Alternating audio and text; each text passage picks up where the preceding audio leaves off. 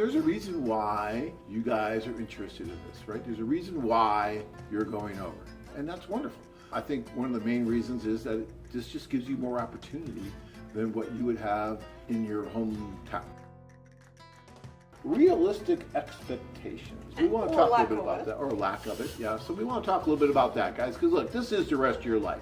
Yes, it's fun to fantasize and to picture yourself with just anybody on the website, and that's great, and maybe that can happen. But you also want to be realistic, and you want to understand what it is you really want for the rest of your life, because hopefully marriage will be for the rest of your life, and that's important. There's an old saying, be careful what you wish for, you might get it. And sometimes guys really, they just don't think it all the way through. And we try to keep you as grounded as possible. We try, yeah, we'll talk about that. So we're gonna talk about that. Yeah, guys, we've been doing this for 30 years now, right? And there's a reason why you guys are interested in this, right? There's a reason why you're going over, and that's wonderful. I think one of the main reasons is that this just gives you more opportunity than what you would have in your hometown, in your home city, or here even in the US. It just gives you so much more opportunity and so much more assistance to try and meet that right woman, right? And maybe because you realize that there might be a really good fit with the culture where she is and the culture where you are, right? Because she's having problems too, trying to meet that right guy, and you're having issues here, trying to meet the right woman for the things that you want. And so you decide, okay, I'm going to try something like this and go over.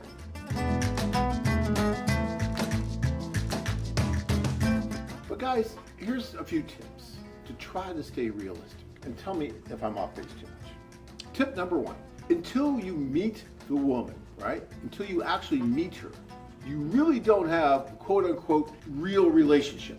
Okay, you might have kind of a virtual relationship, you might have something like that, but are you engaged before you meet her? No, you're not. You should not really be purchasing an engagement ring and doing those kind of things until you actually meet. When guys call me up now and they say, John, I'm so happy I'm engaged, my first question to them now is, have you met her yet? Because if they tell me no... That sounds like a logical question and you shouldn't not be asking. You shouldn't have to ask that. And they used to not ask that until more and more guys are saying that without first meeting. And I understand, you get caught up in letters and all that, and oh, I love you, we love each other, we love everyone. Okay, that's great. But until you really meet, you really don't know what's really going on, because you just haven't had the opportunity for all the senses to be there, right? And you just don't know what's really going on until the two of you are alone talking. And I don't care if she speaks your language or doesn't speak your language. Use Google Translate, do something. You can use an interpreter at first, but you need to be alone at some point. And you need to be able to talk and really see what's going on with that body language. And keep your wits about you, right? Do not ignore red flags. Do not make excuses for things like, well, she's not holding my hand. It's just a cultural difference. It's just a cultural thing.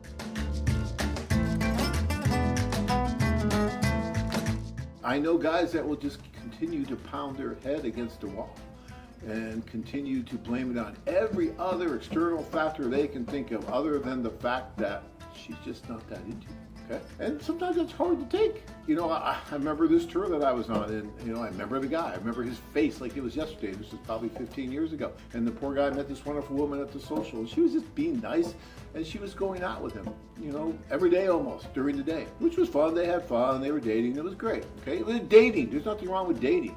But she wasn't that serious about him. He was already planning the marriage, planning the kids, the dog, the cat, all that. The white picket fence, had it all in his mind, right? And then I learned that, she would go out with him during the day, but at night, she was actually going out with someone she really liked from the tour. And she was dating him too. Okay, hey, no harm, no foul. Guys date multiple women.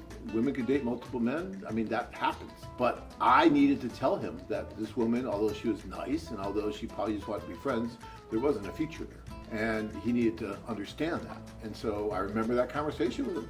He had a beer in his hand.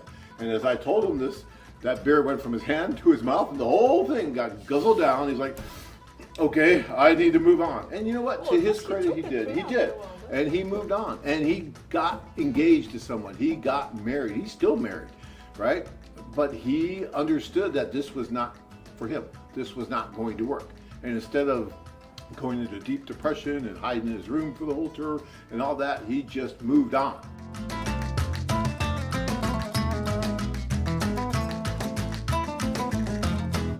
Are you interested in meeting the love of your life? Experience the adventure of a lifetime. Interested? Learn more at MexicanLovemates.com.